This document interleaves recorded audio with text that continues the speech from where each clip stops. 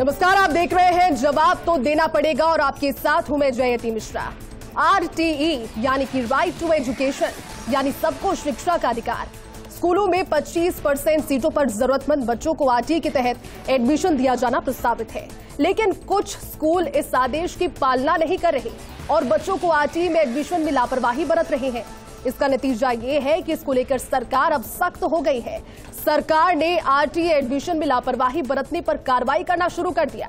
जयपुर के 24 private school इस नियमों की अवहेलना के घेरे में आ गए हैं। इसको लेकर शिक्षा विभाग कई बार इन्हें रिमाइंडर लेटर भेज चुका है। बावजूद इनमें से किसी भी स्कूल ने शिक्षा विभाग के आदेश को सीरियसली नहीं लिया और न ही वार्निंग लेटर का जवाब दिया। ऐसे में अब विभाग इन स्कूलों की मान्यता रद्द करने की तैयारी कर रहा है। सरकार की मंशा ये है कि हर जरूरतमंद को शिक्षा का अधिकार मिले और ऐसे गैर जिम्मेदार स्कूल संचालकों को सबक मिल सके। आज बात इसी खास मुद्दे पर।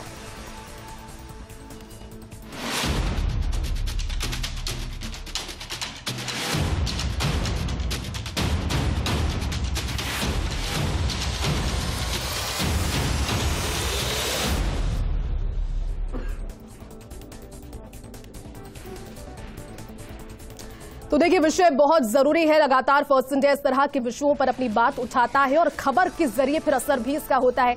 इस विषय पर बातचीत के लिए हमारे साथ स्टूडियो में बेहद खास पैनल इस वक्त जुड़ चुका है। हमारे साथ मदन प्रजापत जी, बीजेपी नेता, जुड़ चुके हैं। सर, बहुत स्वागत है। भरत मेघवाल, कांग्रेस नेता, हमारे साथ स्टूडियो से। आपका भी भरत जी बहुत स्वागत है। सुनील यादव, अभिभावक हैं, आप बेहतर बता पाएंगे स्थिति क्या है। आपका स्वागत है सुनील जी। और अनिल शर्मा, प्रदेशाध्यक्ष, स्कूल शिक्षा परिवार से भी हमारे साथ जुड़ चुके हैं। अनिल जी, आपका भी बहुत बहुत स्वागत है। सबसे पहले भरत, आप ही से मेरा सवाल है, क्योंकि सरकार की कार्यप्रणाली को आप देख रहे हैं, सरकार की मंशा स्पष्ट है। RTE पर हम बात करें उससे पहले एक बेसिक सवाल। एक मिडिल क्लास परिवार का मुखिया जिसकी आमदनी तो बहुत कम है लेकिन खर्चे ज्यादा है, उसके बच्चों को भी क्वालिटी एजुकेशन का अधिकार है कि नहीं? देखिए जयती जी, आपने अपने जब ओपनिंग स्टेटमेंट में एक बात कही थी कि हर जरूरतमंद को शिक्षा का अधिकार होता है, और उसी की तर्ज पर कांग्रेस की सरकार ने 2009 में शिक्षा का अधिकार कानून लेकर आए और राजस्थान एक ऐसा पहला राज्य रहा 2010 के अंदर जिन्होंने शिक्षा के अधिकार को यहां पर लागू किया। और आज देखिए कि जब एक गरीब परिवार का व्यक्ति, एक वंचित वर्ग, जब इन निजी स्कूलों में अपने बच्चों को पढ़ाने के लिए RTE के माध्यम से वहां पर एडमिशन दिलाना चाहता है, तो ये जो निजी स्कूल संचालक है और ये जो निजी स्कूल है, ये अपनी मनमानी और तानाशाही की प्रवृत्ति अपना रहे थे। और इसीलिए सरकार का जो ये रवैया रहा, ये शिक्षा विभाग ने सराहनीय कदम उठाया है। मैं इनकी बहुत तारीफ करना चाहता हूं कि जिस तरीके से ये कदम उठाया गया है, निश्चित तौर पर ये एक तहरीर और एक नजीर पेश करेगा इस चीज को देखते हुए कि जो मनमानी निजी स्कूलों ने चला रखी थी उन पे लगाम लगाई जाएगी और जो शिक्षा का अधिकार, शिक्षा से वंचित करने का काम ये कर रहे थे वो नहीं होगा। क्योंकि देखिए, आप ये लोगों के भविष्य के साथ खेलने का काम कर रहे थे। एक बच्चा जो RTE में जिसका एडमिशन हो गया, सरकार ने जिसको एडमिटेड बता दिया, उसके बावजूद निजी स्कूल द्वारा, संचालकों द्वारा उनके परिवार से, अभिभावकों से, बच्चों से बदतमीजी की जा रही थी, उनका एडमिशन नहीं लिया जा रहा था और उनके बच्चों के भविष्य के साथ खिलवाड़ करने का काम जो ये स्कूल कर रहे थे, उसके ऊपर आप देखिए इस तरह का जो प्रस्ताव है ये सरकार को भेजा गया है। जल्द ही इस प्रस्ताव पर कार्रवाई करके इनकी मान्यता को रद्द करने का काम किया जाएगा। लेकिन आपको, क्योंकि मदन जी अगला सवाल आप बताइए और उससे पहले अनिल जी भी कुछ कहना चाहते हैं। सर, आप कहिए क्या कहना है, उसके बाद सवाल मेरा होगा। बेसिकली पहले तो मैं भरत जी को करेक्ट करना चाहता हूं कि इनकी सरकार चाहती नहीं कि एडमिशन हो। मैं खुला चैलेंज कर रहा हूं, इनको पता भी है क्या RTE क्या है और RTE में एडमिशन कैसे होते हैं।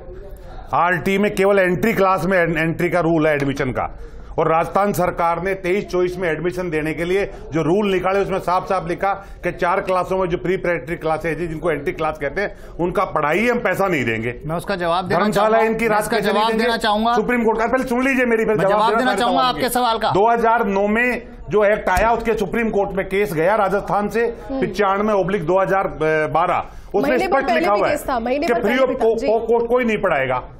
अब इन्होंने फर्स्ट क्लास में एडमिशन दे दी स्कूलों में, फिर हाईकोर्ट गए, हाईकोर्ट से हारना पड़ा इनको।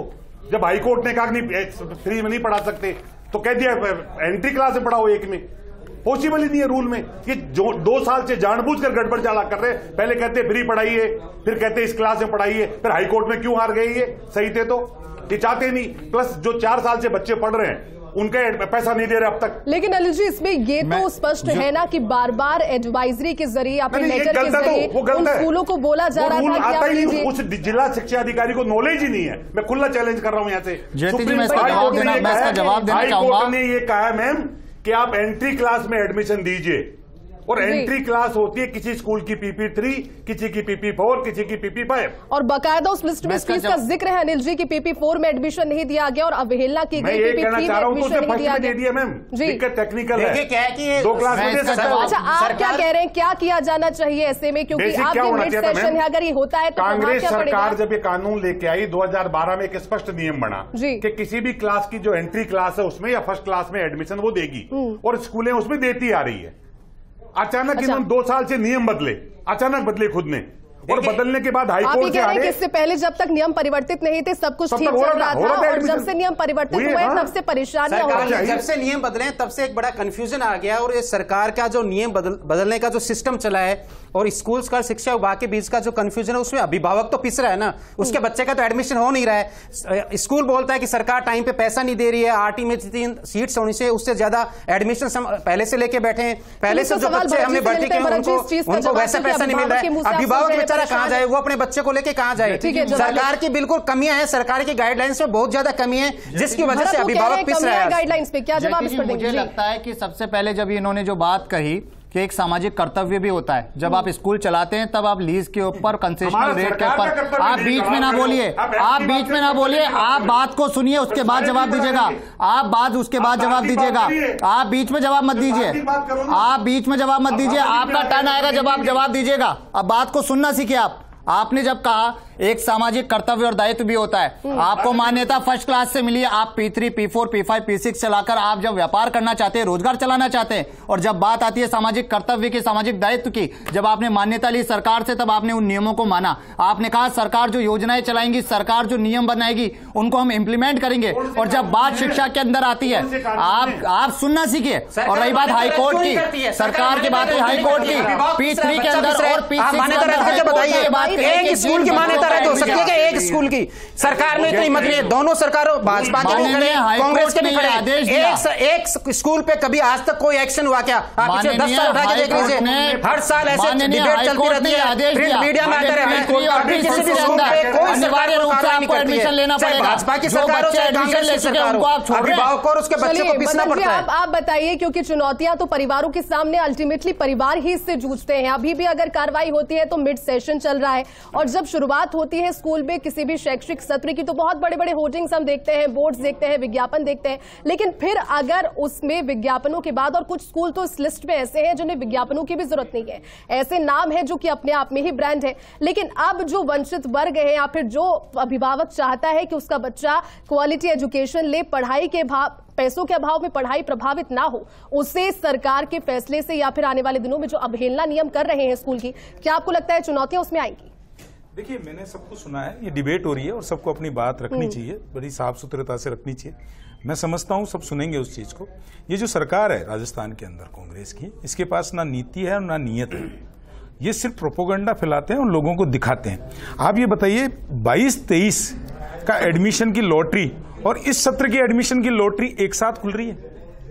ये दोनों सत्र की, इनके पास दिशा निर्देश ही नहीं है देने के लिए। दोनों सत्र की लॉटरी इस टाइम पे खुल रही है। पिछले सत्र का एडमिशन अभी करेंगे, इस सत्र का एडमिशन अभी करेंगे, उसका पैसा कहां से आएगा? पिछले सत्र का पैसा आपने दिया नहीं है और कह रहे हो इस सत्र के भी एडमिशन करो। पिछले आपको पेमेंट स्कूलों को देना पड़ेगा जो RT के तहत है, उसका पैसा आप भुगतान समय पे करते नहीं हो। स्कूलों का जो प्रताड़ित तरीके से आप करते हो, कहीं आपने जो अपने और पराये वाला सिस्टम भी कहीं ना कहीं चला रखा है। तो इन सब चीजों के अंदर जो है अभिभावक भी पिस रहा है और जो शिक्षण संस्थान है वो भी पिस रहे हैं, और सबसे ज्यादा तो पिस रहा है गरीब। इन्होंने अभी कहा सामाजिक, और आपकी न्यायिक वो होनी चाहिए सामाजिक वाली। इस सरकार की कुछ न्यायिक, सरकार का सामाजिक दायित्व मदन जी आप पर लौटूंगी। अनिल जी आप बताइए, क्योंकि प्राइमरी एजुकेशन, मेरा सवाल सुन लीजिए सर, प्राइमरी एजुकेशन का आपने जिक्र किया, लेकिन आप समझते हैं क्योंकि आप अनुभवी हैं, प्राइमरी एजुकेशन किसी भी बच्चे के लिए जो शुरुआती पढ़ाई है वो जरूरी होती है। अगर वो नींव स्ट्रांग होगी तो फिर आगे जो पूरा कार्यकाल है, जब वो पढ़ेगा, जब आगे बढ़ेगा तो वो स्ट्रांग हो जाएगा। लेकिन क्या आप ये चीज मानते हैं कि प्राइमरी एजुकेशन में दाखिले को लेकर भी जो RTE के दायरे में चीजें आती है उसमें कोई कंफ्यूजन या या फिर परेशानी सरकार की ओर से या फिर स्कूलों की ओर से हो रही है? स्कूलों की ओर से साफ है सब। मैं बताऊं, मैं राज्य सलाहकार परिषद का मेंबर भी हूं राइट टू एजुकेशन। 2 पद है मेरे पास। मैं प्राइवेट स्कूल का प्रतिनिधि के साथ में सरकार का प्रतिनिधि भी हूं। बेसिकली क्या होता है इसमें जो रूल्स है वो ये कहता है कि आप एंट्री क्लास में एडमिशन दीजिए, और ये एंट्री क्लास हर स्कूल की वेरी करती है। यानी कोई स्कूल अपनी प्रिपरेटरी 3 साल चलाता है, कोई 2 चलाता है, कोई 1। और वो कहता है अगर आप एंट्री में नहीं दे सकते तो फर्स्ट में तो आपको देना ही पड़ेगा, लेकिन देना पड़ेगा कितना? 25%। अब इन्होंने सबसे बड़ी गड़बड़ किया सरकारों, चाहे वो किसी दल की सरकार रही हो।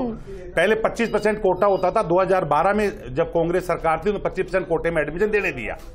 नॉन आरटी बच्चे का पूरा साल भर एडमिशन चलता है। तो पहले तो आते ही बीजेपी सरकार ने क्या बदला कि नहीं साहब आप तो रेसो में लोगे, यानी नॉन आरटी बच्चा जो साल भर आता है वो भी अगर 1 महीने में आ गया तो आप लो नहीं मत लो।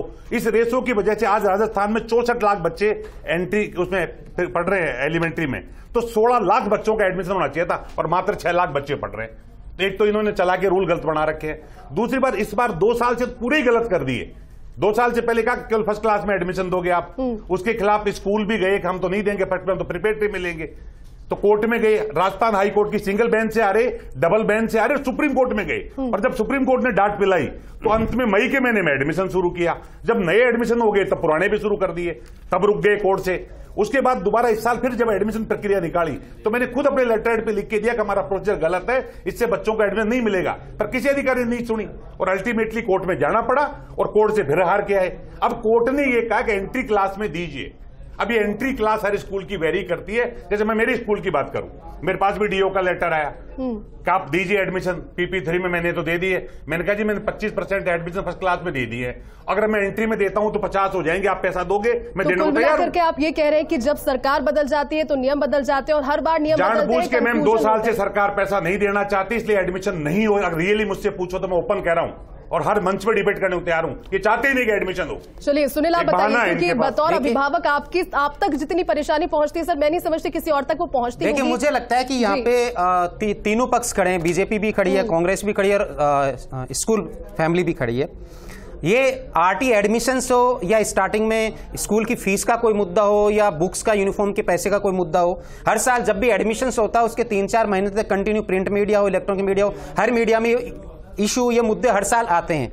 दोनों पार्टी के लोग खड़े हैं, एक दूसरे पर आरोप लगाते हैं, लेकिन मुझे लगता है कि जो स्कूल है इसको दोनों ही लोगों ने पनपाया है। इन दोनों लोगों ने हमेशा इनको सपोर्ट किया है। आज जिन 25 स्कूल या 24 स्कूल की जो लिस्ट निकाली गई है, मैं आपके चैनल पे दावा कर सकता हूं किसी भी स्कूल पे कोई कार्रवाई नहीं करेगी। आज कांग्रेस की सरकार है तो बीजेपी के जो हमारे बगल में कार्यकर्ता खड़े हैं कह रहे हैं कि ये इनका ये कल को इनकी सरकार होगी तो ये भी कभी कुछ नहीं करेंगे। यही वो लोग हैं, दोनों पार्टियां हैं जिन्होंने इस स्कूल को, एक शिक्षा को एक माफिया बना दिया है। ये लोग कभी किसी की बात नहीं मानते, सरकारी नियमों की अवहेलना करते हैं, कोई सरकारी कोई डीओ का कोई ऑर्डर काम नहीं करता है। बच्चों पे बुक्स के यूनिफॉर्म कितने पैसे ले जाते हैं, आरटी एक्ट में पेरेंट्स को परेशान किया जा रहा है, अभिभावकों को परेशान किया जा रहा है। स्कूल अपनी लिस्ट वेबसाइट पे वैकेंसीज नहीं डाले कि कितनी आरटी की सीट्स हैं उस स्कूल के पास, तो अभिभावक एडमिशन कराता है तो उसको पता ही नहीं है कि कौन सी क्लास में कितनी सीट्स हैं। तो वो कह रहे हैं कुल मिलाकर के एक पूरा प्रोसीजर जो है वो डिफिकल्ट है और जो धरातल पर पहुंचते पहुंचते और डिफिकल्ट हो जाता है, आपका ये कहना है। भरत इस पर जवाब। ज्योति जी देखिए, मैं आपके चैनल के माध्यम से, फर्स्ट इंडिया के माध्यम से पूरे प्रदेश की जनता को यह आश्वस्त करना चाहता हूं कि कांग्रेस सरकार ने सदैव शिक्षा के लिए काम किया है। कांग्रेस सरकार, माननीय मुख्यमंत्री जी सदैव बहुत गंभीर रहे और इसी का यह परिणाम रहा कि हमने जब अभिभावकों ने शिक्षा संकुल में जाकर जो डीओ साहब है उन डीओ साहब के वहां पे अपनी आप बीती सुनाई और वहां पर जाकर जब उन्होंने बताया तब इन्होंने डीओ साहब ने 10 बार से ज्यादा तो इनको नोटिस दिए निजी शिक्षा संस्थाओं को। आप बीच में ना बोले, आप बीच में ना बोले, आप बीच में ना बोले, आप बिल्कुल कह रहे हैं अभिभावकों के लिए आप यहाँ पे एक पक्ष में बात मत करिए। अभिभावक का कोई भी एक भी बच्चा, अगर ये 24 स्कूलों के ऊपर मान्यता रद्द करने का अगर प्रस्ताव गया है तो आप बीच में कैसे बोल सकते हैं? आपको दिख नहीं रहा सरकार की कार्रवाई? 24 जो बड़े नामी स्कूल है, जिन स्कूलों के संचालक बड़े पद पर बैठे होंगे, आपको दिख रही सरकार की कार्रवाई? आपको शर्म आनी चाहिए। उन अभिभावकों का प्रतिनिधित्व करने वाले आप बनते हो, आपको शर्म आनी चाहिए। आप बहुत शर्म आनी चाहिए आपको। एक सरकार का जिस तरीके से कार्य किया जा रहा है, आपको शर्म आनी चाहिए। आपको अभिभावकों का प्रतिनिधित्व करना है आप यहाँ पे, उन अभिभावकों करना है जिनके लिए सरकार काम कर रही है यहाँ पे। सुनना सीखे पहले। ज्योति जी मैं ये कहना चाह रहा हूँ कि आज जब डीओ साहब ने, शिक्षा विभाग ने 10 बार से ज्यादा नोटिस दिए इन स्कूलों को और जब इन नोटिसों का जवाब नहीं आया, इनकी तानाशाही देखिए आप, तेज सर्दी रही तब इनको कहा कि आप स्कूल बंद करिए, स्कूल बंद नहीं करते। ड्रेस वहीं से लेना है, बैग वहीं से लेना है, जूते वहीं से लेना है, व्यापार लगा दिया, रोजगार कर दिया। अरे आप बीच में चुप रहिए ना, क्या करेंगे सरकार? डिबेट करना नहीं आता क्या आपको डिबेट करना नहीं आता क्या? बीच में आके बीच में बोल रहे हैं। जयती जी अगर इस तरह से ये बदतमीजी करेंगे मैं नहीं दूंगा। ठीक है, आप सुनना सीखिए, उनकी अलग भावनाएं भरत जी, आप समझिए, वो अभिभावक है तो सुनना सीखिए। इनका जब टर्न था जयती जी ये बोले, हमने बीच में इंटरप्ट नहीं करा। जब मैं अपनी बात को रख रहा हूं, मेरा पक्ष रख रहा हूं, तो आप सुनना ठीक है, आपका जब टर्न आएगा जब आप बात करिएगा। लेकिन जयती जी मैं फिर आपको वही बात कहना चाहता हूं कि आज सरकार ने इतना जो प्रभावशाली निर्णय लिया है शिक्षा विभाग ने, यह बिल्कुल बताता है कि इनकी तानाशाही नहीं चलेगी। आम नागरिक, गरीब, वंचित वर्ग के जो बच्चे हैं उनको पढ़ने का अधिकार है और उससे वंचित कोई नहीं रख सकता, चाहे वो कितना ही प्रभावशाली व्यक्ति होगा।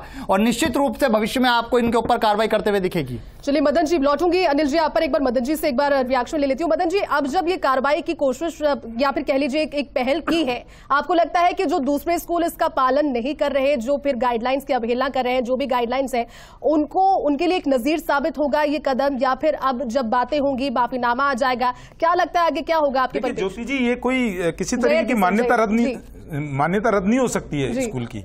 ये जो कह रहे हैं ये प्रोपोगंडा करते हैं, ये दुनिया में एक वातावरण तैयार करते हैं कि हम लोग आरटी के लिए, हम गरीबों की सरकार है, क्योंकि चुनाव आगे आप ये कह रहे हो कि 2-2 सत्र के लॉटरी एक साथ निकाल रहे हो आपकी वो नहीं है। ये कह रहे थे अभी कि शिक्षा का कानून ले आए, हम कानून बहुत लेके आ रहे हो, 4.5 साल से कानून ही ला रहे हो, धरातल पे कुछ नहीं उतरता आपसे। आज शिक्षक परेशान है तो ये स्टूडियो में कानून बता दीजिए, शिक्षक क्या परेशान है? भारतीय जनता यहाँ पे अगर अभिभावक परेशान है तो धमकाते ही हैं, ये सुनेंगे नहीं। अब सुनने की क्षमता रखो, बच्चे भी ज्ञान दे रहे थे, आप सुनो। राइट टू फूड, अरे सुनो, राइट टू एजुकेशन, अरे राइट टू फूड में भ्रष्टाचार, राइट टू एजुकेशन में भ्रष्टाचार, इसकी सरकार ने और अभी ये कह रहे थे कि शिक्षा की नीति लेकर किसानों के 3 काले कानून, अग्निवीर जैसे कानून लाकर आपने, अरे ऐसे कानून लाए इस राजस्थान में 19 परीक्षा लिए, 19 के 19 पेपर लीक अगर जिस राजस्थान में युवाओं का पेपर अगर किसी ने बेचा है तो राजस्थान सरकार ने बेचा है।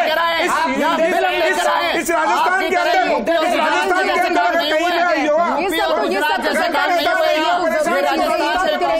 अनिल जी आप बताइए, आप पर लौटूंगी। अनिल जी,